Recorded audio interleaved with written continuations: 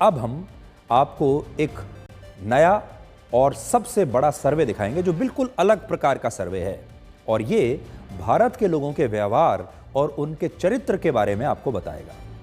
ये survey India today group और how India lives ने मिलकर किया है और इस सर्वे का नाम है ग्रॉस डोमेस्टिक बिहेवियर। आपने अब तक ग्रॉस डोमेस्टिक प्रोडक्ट यानी जीडीपी के बारे में जरूर सुना होगा। हम पैसे तो गिनते रहते हैं, अर्थव्यवस्था कहाँ जा रही है ये भी देखते रहते हैं और अर्थव्यवस्था के व्यवहार के बारे में जीडीपी ग्रोथ रेट हमें बताता है। लेकिन अर्थव्यवस्था के अलावा हमारा व्यवहार कहाँ जा रहा है इसे नापने की हम कभी कोई कोशिश ही नहीं करते। इसलिए ये एक नए प्रकार का प्रयास है। ये सर्वे भारत के लोगों के व्यवहार के बारे में है और इसमें कई ऐसी चौंकाने वाली बातें हैं जो देश में इस वक्त चल रहे कई विवादों को समझने में भी आपकी मदद कर सकती है। यह सर्वे 22 राज्यों और 2 केंद्र शासित प्रदेशों में हुआ और इसका सैंपल साइज है 9188 और इसमें 50.8% पुरुष हैं और 49.2% महिलाएं हैं, यानी महिला और पुरुषों का बराबर तरीके से इसमें रायशुमारी उनकी की गई है।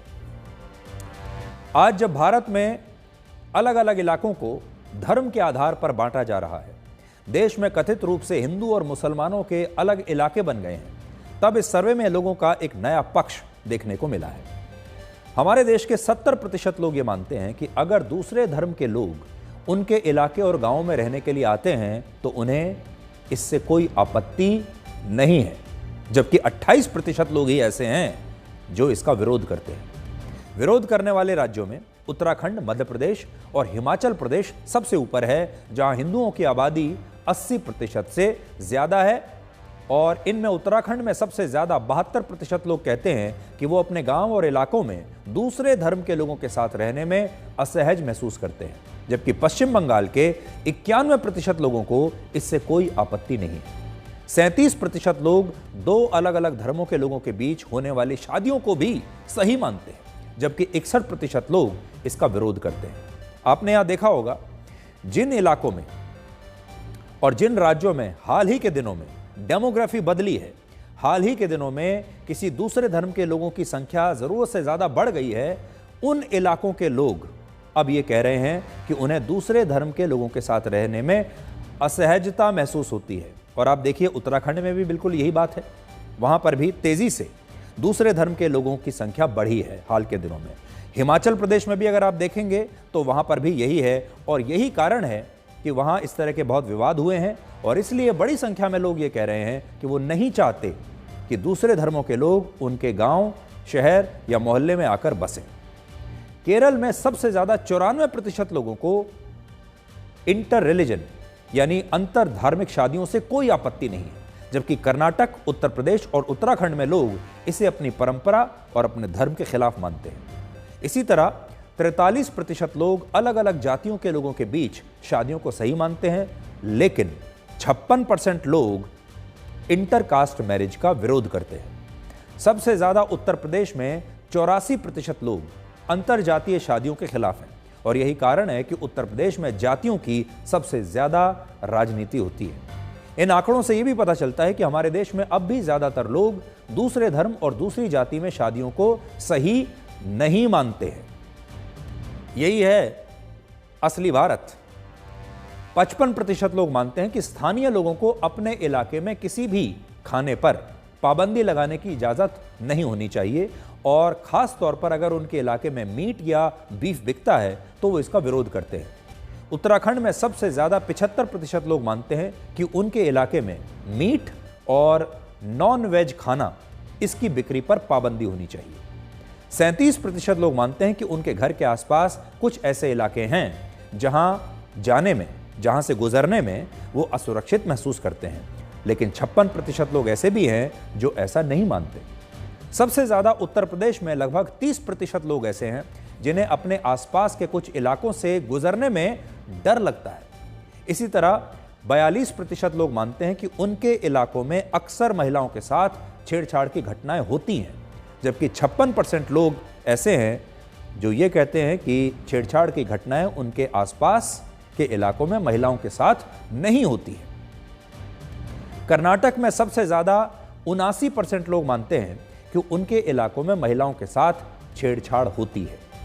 हालांकि बस, मेट्रो और लोकल ट्रेन में सफर करते वक्त 86% लोग सुरक्षित ही महसूस करते हैं और 14% लोग ऐसे हैं जो असुरक्षित महसूस करते हैं। सबसे दिलचस्प बात यह है कि 51% लोग ये मानते हैं कि चुनावों में महिलाओं को उसी पार्टी और नेता को वोट देना चाहिए जिसे उसके परिवार के पुरुष सदस्यों ने अपना वोट दिया है। यानी ये लोग मानते हैं कि परिवार का जो पुरुष है वो चुनाव में ये तय करेगा कि पूरा परिवार और परिवार की महिलाएं चुनाव में किसे वोट देंगी, ये पुरुषों को तय करना चाहिए। लेकिन 48% लोग हमारे देश के ऐसे भी हैं जो ऐसा नहीं मानते और वो कहते हैं कि महिलाएं जो हैं वो स्वतंत्र हैं, वो किसी को भी वोट दे सकती हैं। आज भी 67% लोग ऐसा मानते हैं कि लड़कियों को अपने माता पिता की सहमति के साथ ही शादी करनी चाहिए, जबकि 32% लोग ये मानते हैं कि लड़कियां अपनी मर्जी से शादी कर सकती हैं। उत्तर प्रदेश और कर्नाटक में सबसे ज्यादा लोग शादी के लिए माता पिता की सहमति को जरूरी मानते हैं और कहते हैं कि लड़कियों को अपनी पसंद से शादी नहीं करनी चाहिए। वर्ष 2018 की एक रिपोर्ट के मुताबिक देश में 93% अरेंज्ड मैरिज होती हैं और सिर्फ 7% लव मैरिज होती हैं। इस सर्वे में महिलाओं को लेकर दो और बड़ी बातें पता लगी हैं।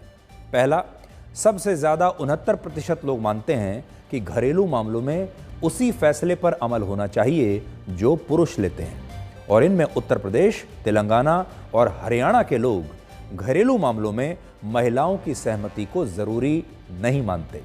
और दूसरा, 83% लोग ये मानते हैं कि अगर कोई पुरुष अपनी पत्नी के साथ इसलिए मारपीट करता है क्योंकि वो उसके घरेलू फैसलों में दखल देती है या उन्हें चुनौती देती है, तो फिर यह हिंसा गलत है, जबकि 16% लोग इस घरेलू हिंसा को सही मानते हैं।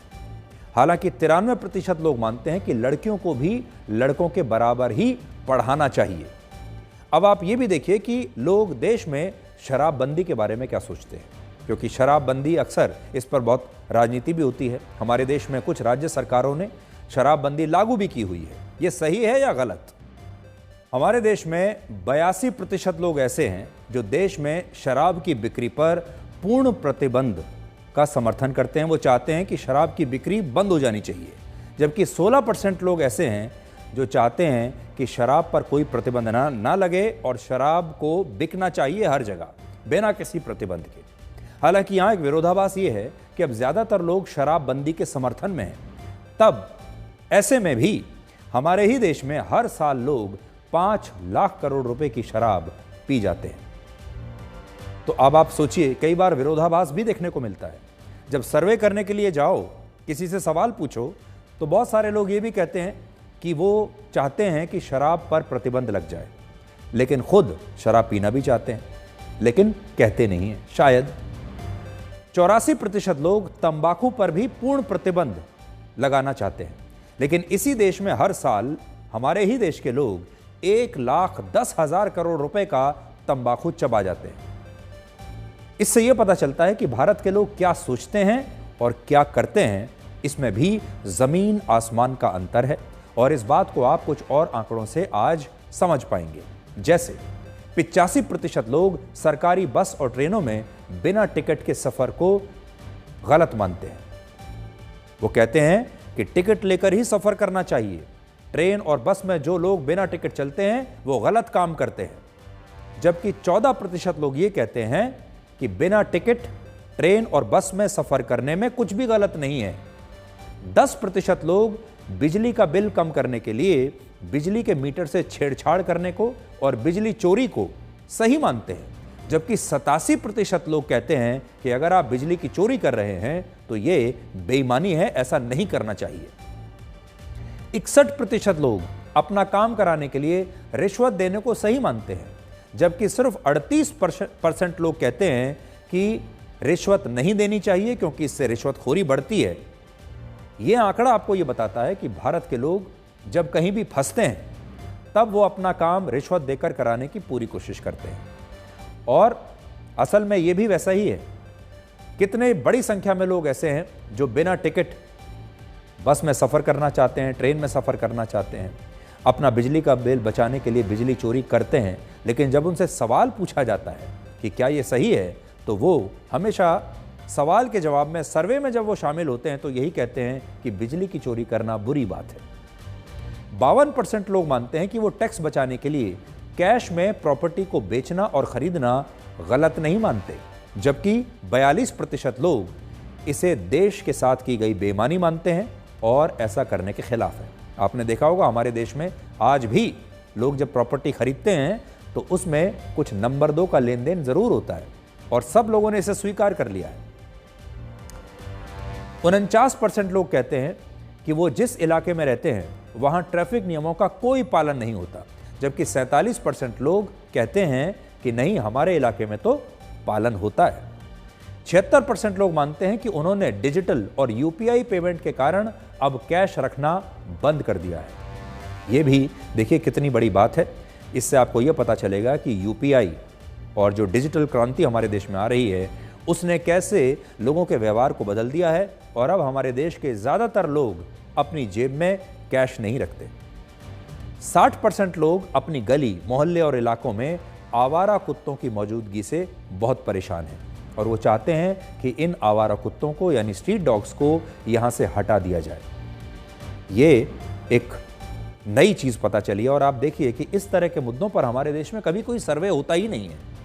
ऐसा सर्वे जो लोगों के आम जन जीवन को छूता हो, जो लोगों के साथ हर रोज़ हो रहा है, उसके बारे में उनसे पूछता हो। जैसे आप सब लोग जानते हैं कि हर रोज़ आपको ट्रैफिक में कितना संघर्ष करना पड़ता है, कितनी बड़ी संख्या में लोग ऐसे हैं जो ट्रैफिक के नियमों को तोड़ते हैं। आप अगर हेलमेट पहनकर भी चल रहे हैं, सही भी चल रहे हैं, सही दिशा में जा रहे हैं, रॉन्ग साइड नहीं चल रहे हैं, हर रेड लाइट पर रुकते हैं, ट्रैफिक के नियमों का पालन करते हैं, तो भी बड़ी संख्या में ऐसे लोग आपको आपके सामने दिखेंगे जो ना तो हेलमेट पहनते हैं, रॉन्ग साइड चलते हैं, रेड लाइट जंप करते हैं और तमाम नियमों को तोड़ते हैं, लेकिन इसके बारे में कभी कोई सर्वे नहीं होता।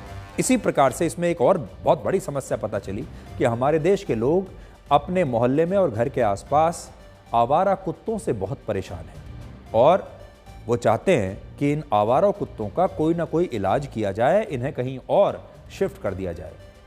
लेकिन हमें ऐसा लगता है कि हमारे देश की सरकारों के एजेंडा में अभी ये समस्याएं कहीं पर हैं ही नहीं। ट्रैफिक की समस्या हमारे देश के सरकारों के एजेंडा में कहीं दिखाई नहीं देती और ट्रैफिक में रॉन्ग साइड चलना, सिग्नल को तोड़ना, सारे नियमों को तोड़ना अब हमारे देश के लोगों ने एक प्रकार से स्वीकार कर लिया है, हमारे देश की सरकारों ने भी स्वीकार कर लिया है और अब किसी को कोई परेशानी नहीं होती। इसी प्रकार से आप गली मोहल्लों में निकलेंगे, आपको आवारा कुत्ते दिखाई देंगे, वो आपके पीछे भागेंगे भी, आपको नुकसान भी पहुंचा सकते हैं। इसे भी हमारे देश के लोगों ने और सरकारों ने स्वीकार कर लिया है, लेकिन लोग परेशान हैं। और आखिर में इस सर्वे में एक सवाल क्लाइमेट चेंज यानी जलवायु परिवर्तन को लेकर भी किया गया, जिसमें 69% लोगों ने कहा कि वो जलवायु परिवर्तन को लेकर चिंतित हैं और 20% लोगों ने कहा कि उन्हें जलवायु परिवर्तन की कोई फिक्र नहीं है और वो इसे कोई मुद्दा मानते ही नहीं। इससे भी आपको ये पता चला कि अब हमारे देश में जलवायु परिवर्तन को लेकर लोगों में जागरूकता आ रही है और जागरूकता इसलिए आ रही है क्योंकि लोग अब परेशान हो रहे हैं। मौसम अब लोगों को परेशान करने लगा है, मौसम लोगों को मार रहा है। बेवक्त की बरसात हो रही है जिससे लोगों को परेशानी होती है और गर्मियां और बढ़ती जा रही हैं। सर्दियों में भी गर्मियां आ रही हैं, सर्दियों में भी अकस्मात कभी बारिश होने लगती है। इस सब से लोग अब परेशान हैं। आज हमारे देश में जितनी भी समस्याएं हैं उनकी जड़ में कहीं ना कहीं लोगों का व्यवहार है, उनकी आदतें हैं और उनकी सोच है और ये सर्वे आपको इसी के बारे में बताता है। हम तो ये कहेंगे कि सरकारों को आज का ये सर्वे बहुत ध्यान से देखना चाहिए। हमारे देश के नेताओं को जब वो नीतियां बनाते हैं उन्हें इस सर्वे को ध्यान रखना चाहिए इसका। और आज हम आपसे बस ये कहेंगे कि जिस तरह स्कूल की परीक्षा में जब एक छात्र के कम नंबर आते हैं तो पढ़ाई में ज़्यादा मेहनत करता है और अपने प्रदर्शन को बेहतर करने की कोशिश करता है, ठीक उसी तरह से हमारे देश के लोग भी इस सर्वे को अपना रिपोर्ट कार्ड मान सकते हैं और जहां जहां उन्हें कमियां दिखाई दे रही हैं वो अगले साल उन्हें सुधार सकते हैं और अपना रिपोर्ट कार्ड ठीक कर सकते हैं।